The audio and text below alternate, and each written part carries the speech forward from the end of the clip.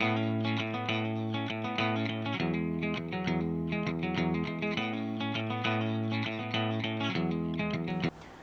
everyone, a very warm welcome to all of you on Target Uniform Services, and in this video we will discuss essay topics of UPSC CAPF Assistant Commandant Examination of the year 2019.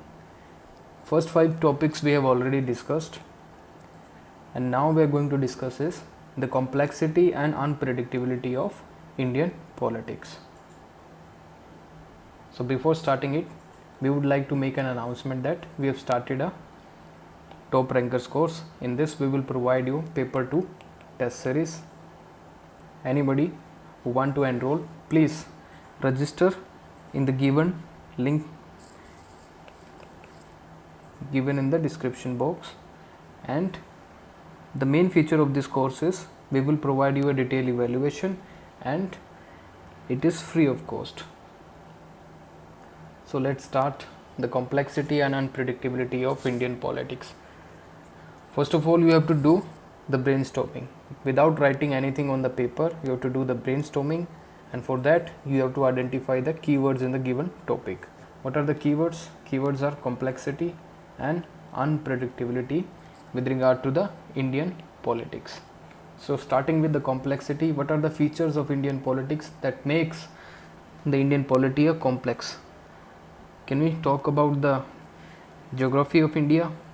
It is such that it is very wide. So we have wide geography, and what else? Can we talk about the diversity? All regions have different challenges, different themes, different issues. Like if we talk about the Rajasthan state, they have different issues. They have water problem, they have irrigation problem, they have land desertification problem, agriculture problem. And if we talk about the hill areas, there are problems of connectivity, employment, so different areas. So their areas politics will be different. And what most important is diversity is caste, class and religion. All these features which is always used by the politicians to gain vote in the election or any in the political stunt. So this is also a feature of Indian politics. So how you could have approached this particular issue in the examination hall? Complexity, in a simple way, you could have written that India, after the independence, there was a domination of one single party, like Indian National Congress.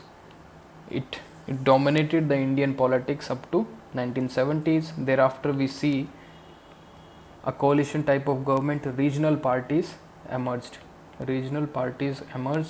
and we have seen at the center there is a coalition government. And what happened after that? We have seen unprecedented situation in 1975. Emergency was declared, and we have seen a lot of restriction on the human rights. That was an incident in 1975, and that particular decision was taken without any involvement or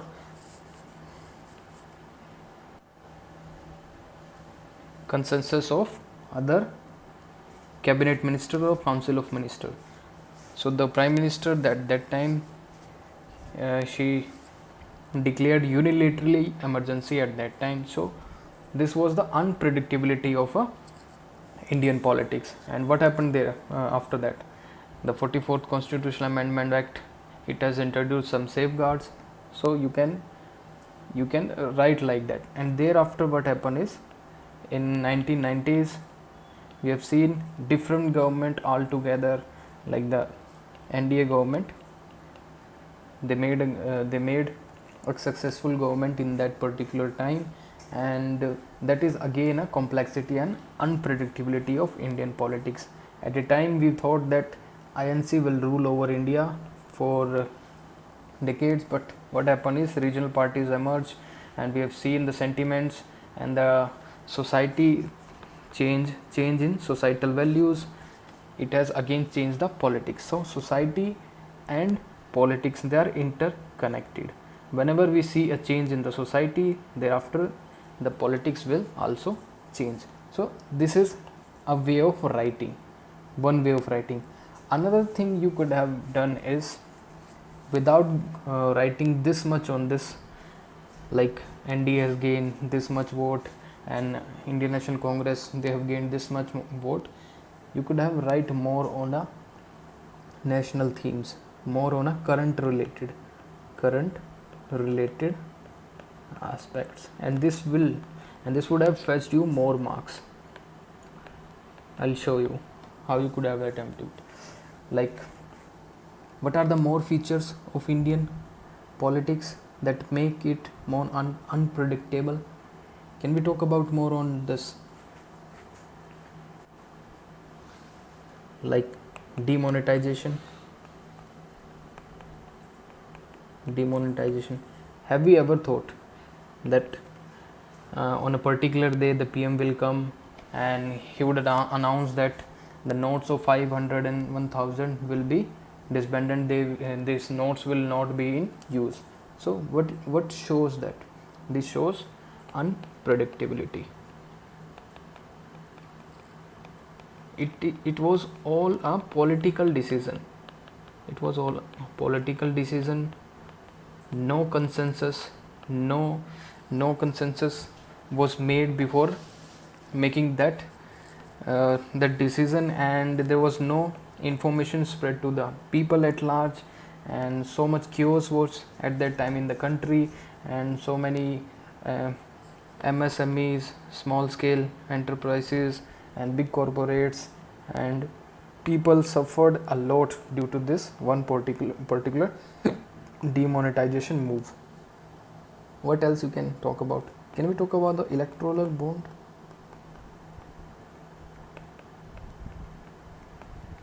We have not seen this particular type of political funding mechanism. What it has done is, this government, they have introduced one particular clause that only those political parties which have gained 1% votes in either in Lok Sabha election or in state legislative assembly election. 1% of votes if any political party gets, then only they are eligible to gain funding through the electoral bonds.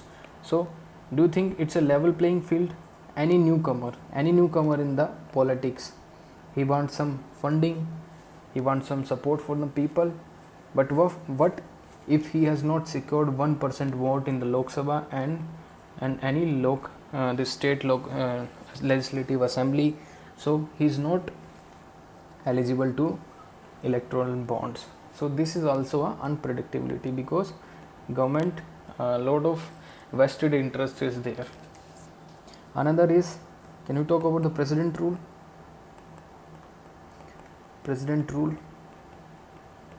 This all thing what I am telling you is, you could have write these important points in your essay. This shows the unpredictability and complexity of Indian politics. Coming back to this president rule, what we have witnessed is, there are 4 state emergency was imposed during the period 2014 till 2018. 4 president rule. And what were those states? Arunachal Pradesh. What happened is, in 2016, one particular party, the 21 MLAs from that, they resigned and the state government fell. So president rule again imposed. So you all know why they have resigned and why this political uncertainty emerged. It is all due to the unpredictability and uncertainty of Indian politics. And और इससे deal करने के लिए what we have done, this feature was very prominent in 1980s. सरकारें मिनटों में गिर जाती थी उस time. It is all because of one saying is, आया राम and गया राम. So इसको कर्ब करने के लिए what government has done in 1980s, they have introduced anti defection law in under 52nd Amendment Act in 1985. Why we have introduced this? Because we have seen so much uncertainty, because the stability of the government was compromised. We have seen the horse trading. One particular MP, he was traded through money, and there was so much bribes were offered to MPs so that they can resign and merge to another party. But after the introduction of anti-defection law, it is not possible. If anybody found any this kind of activity, he will be disqualified for the membership of parliament. So this mechanism was introduced. And we were talking about the president rule. Andhra Pradesh in 2016, 21 member of Legislative Assembly of Arunachal Pradesh, they resigned and the government fell and president rule was imposed. Another state was Uttarakhand. In 2016, again a president rule was imposed without floor test. But again the matter was brought under Uttarakhand High Court, and Uttarakhand High Court, what they have done is they reinstated that particular government. So what it shows, and that it shows the unpredictability and complexity of Indian politics, because the democratically elected government was shut down or brought down by the central government. It is all due to the political gains, to gain some political moves, and it was also a political decision. So Uttarakhand example was there, and one important case was at that time is SR Bomai case, 1994. I think many of you have come across this particular important case. In that, what happened is Supreme Court, they have given a verdict because one particular government, the same thing happened to that government, and the CM approached to the Supreme Court, and the verdict came is there were certain guidelines that before the introduction or before the imposition of any president rule, the central government has to follow these guidelines, that a floor test must be conducted, and it should fulfill a condition like the breakdown of administrative machinery and constitutional breakdown must be there, and it should be visible. So the president rule must and should not be imposed on the whims and fancies of the governor. So governor की इच्छा से it should not be there. So there should be a concrete evidence that administrative machinery is broken down, and need and the time has arrived that a president rule should be imposed in that particular state. So that was a SR Bomai case. Another is, can we talk about this speaker's role? Speaker's role in politics. We have seen from this Karnataka assembly, the speaker denied. He denied to accept the resignation of 15 MLAs. So it is the duty of the speaker to accept if a MLA is resigning his post, though it should be the duty of the speaker, but speaker deliberately delayed that. He did not accept the resignation of 15 MLAs because speaker want to disqualify that particular MLA, those MLAs, so that they cannot fight election in future.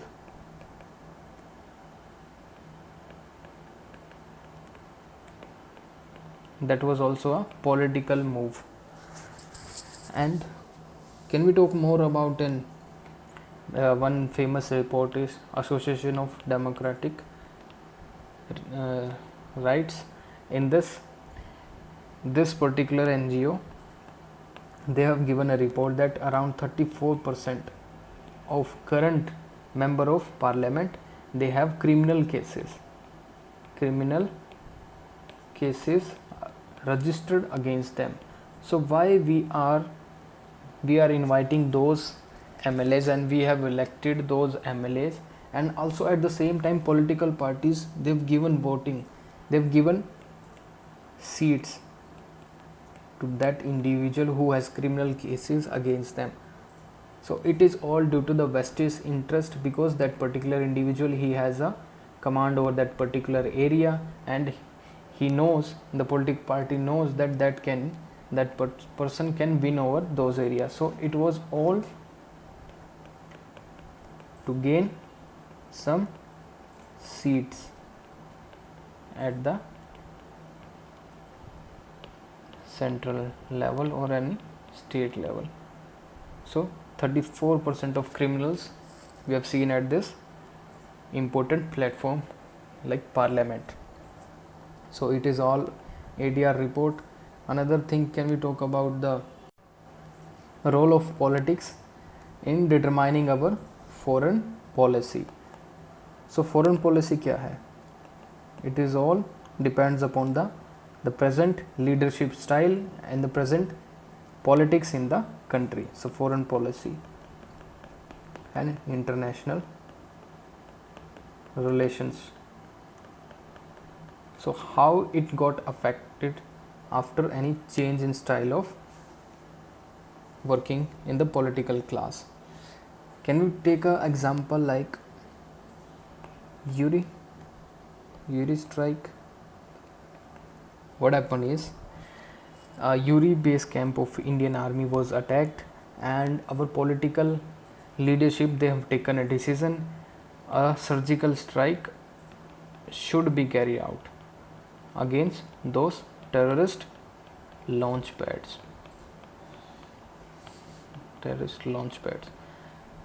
It was unpredictable to many of the people, even to the military leadership, that this kind of action this political leadership want us to do. So it was unpredictable, because earlier we had adopted a certain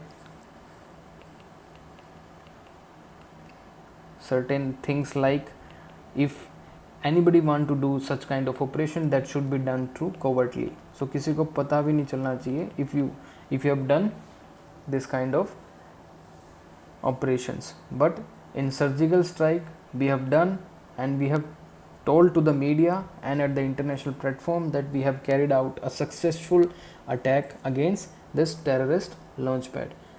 And also after the Pulwama attack, we have again carried out a important strike like Balakot air strike. It was again unpredictable, that it was a watershed movement. Thereafter, the new rules of engagement with Pakistan emerged. We are no more a repressive country.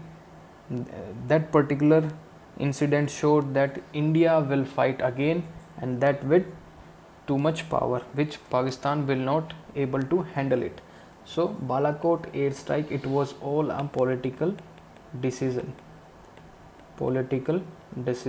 taken by the leadership. It was unpredictable, it was complex, although they have taken it. So Pulwama like attack you can quote in this particular this topic.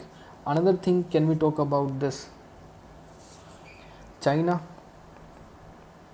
they always follow a policy like 2 steps forward and 1 step backward. One step backward.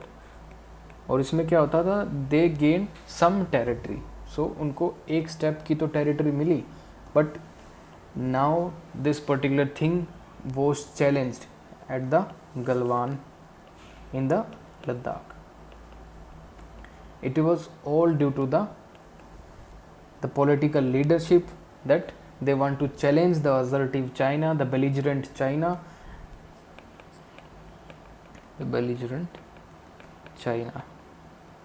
It is China also, वो भी इसके लिए तैयार नहीं था China भी, because they do not think that India will take this much type of stand. So aggressive military stance was taken by India in order to give befitting reply to the Chinese. So it was all unpredictable, that the swiftness and the strength through which Indian army showed at this particular in this Galwan Valley incident. After that, we have sent so many artillery guns, tanks, and we have also used special forces. So it was all unpredictable that Indian politics, the leadership in the Indian politics will take this bold moves. और इसमें आप क्या कर सकते हैं?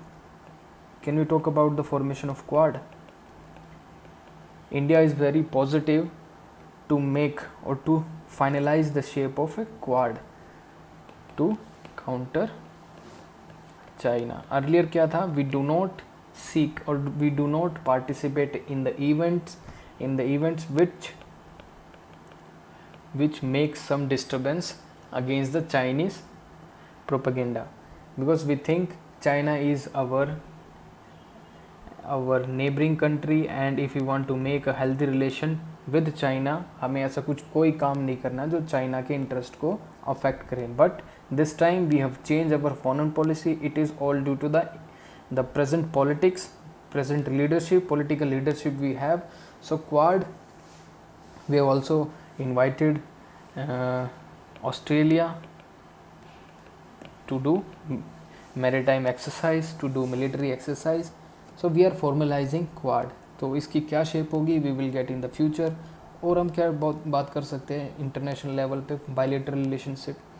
Our Prime Minister, he said that the blood and the water cannot flow together. So this Indus Water Treaty, the government is also trying to renegotiation of Indus Water Treaty brokered by the World Bank.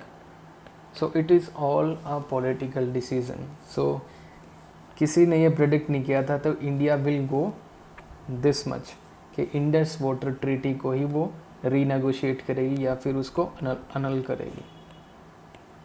ठीक है. सो आप इसमें कितने और भी example आप सोच सकते हैं. So there is no limit, just you have to connect with that. So our whole idea of this video to make you understand कि आप इसमें क्या लिख सकते थे, क्या नहीं लिख सकते थे, rather than sticking to the conventional way of writing. आप सिर्फ politics के बारे में लिख रहे हैं, you are naming some regional parties, you are naming national politics parties. आपको ये सब avoid करना चाहिए while writing a one particular essay in the UPSC particularly. UPSC does not like this type of essays. ठीक है. आपको examiner की psychology पढ़नी पड़ेगी. What does he want. अगर उसकी साइकोलॉजी आपको पता चल गई तो you will be in a very good position. आपको क्या आंसर करना है, क्या नहीं आंसर करना है. So you should not show regionalist tendency. You should be nationalist. ठीक है. Little criticism should be there, but you should show more of a nationalist tendency. So I hope you like this video. Next time हम 2018 के जो question हैं हम उसको discuss करेंगे. So till then, thank you. Goodbye.